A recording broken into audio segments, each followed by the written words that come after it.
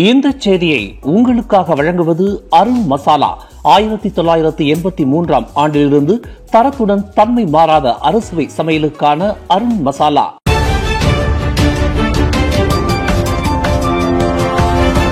வணக்கம். திசைகளின் ஒரு மணி செய்திகள். வீடற்றவர்கள் இல்லா நகர்ப்புறத்தை உருவாக்கும் உட்கட்டமைப்பை ஆய்வு செய்து வருகின்றது கோலாலம்பூர் மாநகர் மன்றம்.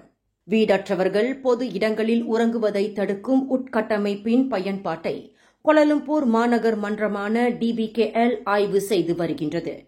லண்டன், டோக்கியோ மற்றும் சிங்கப்பூர் போன்ற நாடுகளில் உள்ளது போல் வீடற்றவர்கள் இல்லா உட்கட்டமைப்பை செயல்படுத்துவது குறித்து கோலாலம்பூர் மாநகர் மன்றம் ஆய்வு செய்து வருவதாக பிரதமர் துறை அமைச்சர் டாக்டர் ஜலேஹா முஸ்தபா நாடாளுமன்றத்தில் இன்று தெரிவித்துள்ளார். இந்த அணுகுமுறை பொது பெஞ்சுகளின் வடிவமைப்பையும் உள்ளடக்கியது என்று குறிப்பிட்ட அவர், அவை படுத்து உறங்குவதற்கு ஏற்றதாக இல்லாமல் தற்காலிக பயன்பாட்டை ஊக்குவிக்கும் வடிவில் இருக்கும் என்று தெரிவித்துள்ளார். இம்முயற்சியின் மூலம் நகர்ப்புறம் அனைவரும் பயன்படுத்துவதற்கு ஏற்றதாக மாறும் என்பதோடு வீடற்றவர்கள் பொது இடங்களில் உறங்குவதை ஊக்குவிக்காது என்றும் ஜலிஹா குறிப்பிட்டுள்ளார். பூடி 95 கீழ் மைகாட் சரிபார்ப்பு முறை அதன் முதல் மாதத்தில் சீராக செயல்பட்டு வருவதாக நிதி அமைச்சு தெரிவித்துள்ளது.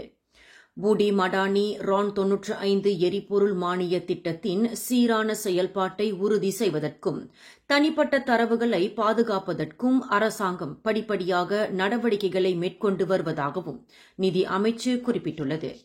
மானிய தகுதிக்கான சரிபார்ப்பு வழிமுறையாக மைகாட்டை பயன்படுத்தி அதன் நம்பகத்தன்மையை உறுதி செய்வதற்காக விரிவான தொழில்நுட்ப மதிப்பீட்டை மேற்கொண்டதாகவும் தெரிவிக்கப்பட்டுள்ளது. பூடி 95 கீழ் செல்லுபடியாகும் மைகாட் மற்றும் செயலியில் உள்ள ஓட்டுநர் உரிமம் கொண்ட அனைத்து மலேசியர்களும் மாதம் 300 லிட்டர் வரையில் லிட்டருக்கு $1.99 ரான் 95 எரிபொருளை வாங்க தகுதி பெற்றிருக்கின்றனர்.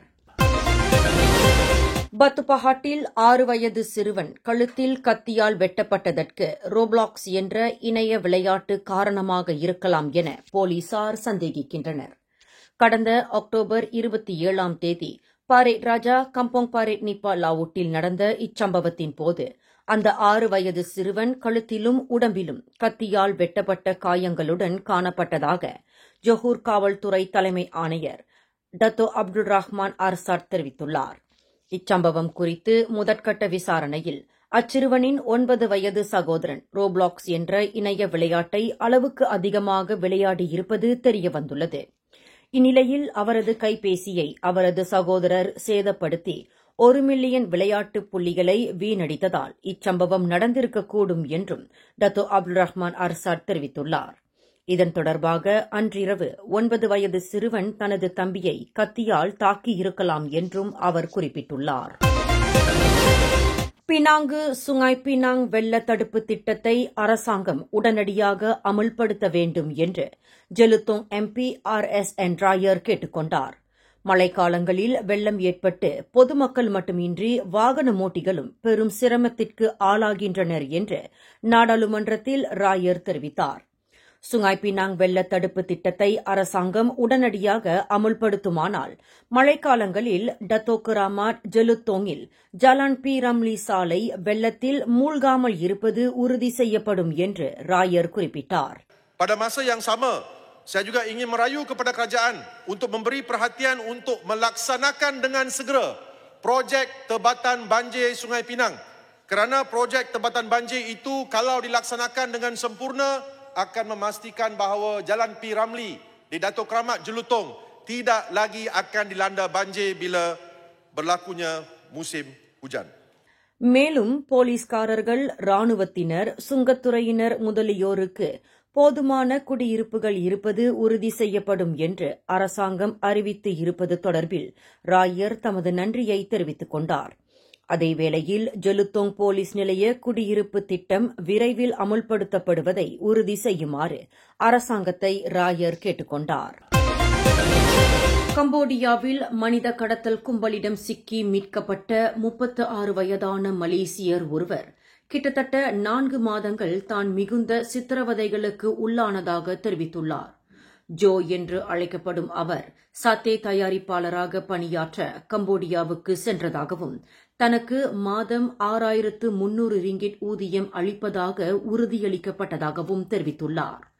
ஆனால் கடந்த ஏப்ரல் மாதம் அங்கு சென்ற பின்னரே தான் மனித கடத்தல் கும்பலிடம் சிக்கியது அவருக்கு தெரியவந்துள்ளது. கிட்டத்தட்ட 40க்கும் மேற்பட்ட மலேசியர்கள் தடுத்து வைக்கப்பட்டிருந்த அவ்விடத்தில் உணவாக பன்றி இறைச்சி வழங்கப்பட்டு தினமும் மின்சாரம் கொண்டு தாக்கி சித்திரவதை செய்யப்பட்டதாகவும் அவர் தெரிவித்துள்ளார். மாதம் 50,000 முதல் 1,00,000 ரிங்கிட் வரையில் இணைய மோசடி வேலைகள் செய்வதற்காக தாங்கள் பயன்படுத்தப்பட்டதாகவும் அவர் குறிப்பிட்டுள்ளார். இந்நிலையில் மலேசிய வெளியுறவுத்துறையின் முயற்சியால் இதுவரை 5 மலேசியர்கள் மீட்கப்பட்டுள்ளனர். மீதமுள்ளவர்களை மீட்கும் பணி நடைபெற்று வருகின்றது. தனது முன்னாள் காதலியின் அந்தரங்க புகைப்படங்களை வாட்ஸ்அப்பில் பரப்பியதற்காக 40 வயது ஆடவரை போலீசார் கைது செய்துள்ளனர். தனியார் கல்லூரி ஒன்று அளித்த புகாரின் பேரில் ஞாயிற்றுக்கிழமை இரவு 9:35 மணியளவில் காஜாங் சௌஜானா புத்ராவில் அந்நபர் கைது செய்யப்பட்டதாக காஜாங் மாவட்ட காவல்துறை தலைவர் ஏசிபி நஸ்ருன் அப்துல் யூசுப் தெரிவித்துள்ளார். புகாரின்படி 17 வயதான முன்னாள் மாணவியின் அந்தரங்கமான புகைப்படங்களை மாணவர்களின் வாட்ஸ்அப் குழுவில் அவர் பரப்பியதாக கூறப்பட்டுள்ளது. இவ்வழக்கு குற்றவியல் சட்டம் பிரிவு 509 மற்றும் பல்லூடக தொலைத்தொடர்பு சட்டம் 1998 பிரிவு 233 கீழ் விசாரணை செய்யப்பட்டு வருகின்றது. ஜொஹூரில் 1.3 மில்லியன் ரிங்கெட் மதிப்பில் 10 கிலோவுக்கும் அதிகமான போதைப் பொருட்களுடன் 3 பேர் கைது செய்யப்பட்டுள்ளனர். கடந்த புதன்கிழமை மாலை 6 மணி முதல் இரவு 10 மணி வரை தம்போய் பகுதியில் நடத்தப்பட்ட போதைப்பொருள் துடைத்தொழிப்பு நடவடிக்கையின் போது அம்மூவரும் கைது செய்யப்பட்டதாக ஜொஹூர் பாரு உத்தாரா மாவட்ட போலீஸ் தலைவர் உதவி ஆணையர் பல்வீர் சிங் தெரிவித்துள்ளார்.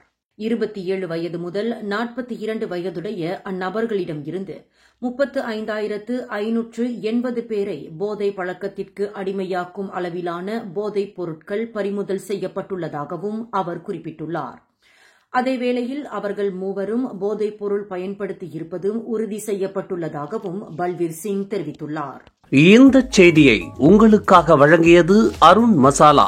1983 ஆண்டிலிருந்து தரத்துடன் தன்மை மாறாத அறுசுவை சமையலுக்கு அருண் மசாலா. மேலும் செய்திகளை தெரிந்து கொள்ள கீழே இருக்கும் பெல் பட்டனை அழுத்துங்கள். உங்கள் மகிழ்ச்சியை வெளிப்படுத்த லைக் மற்றும் ஷேர் செய்யுங்கள். தொடர்ந்து திசைகளோடு இணைந்திருக்க சப்ஸ்கிரைப் செய்யுங்கள்.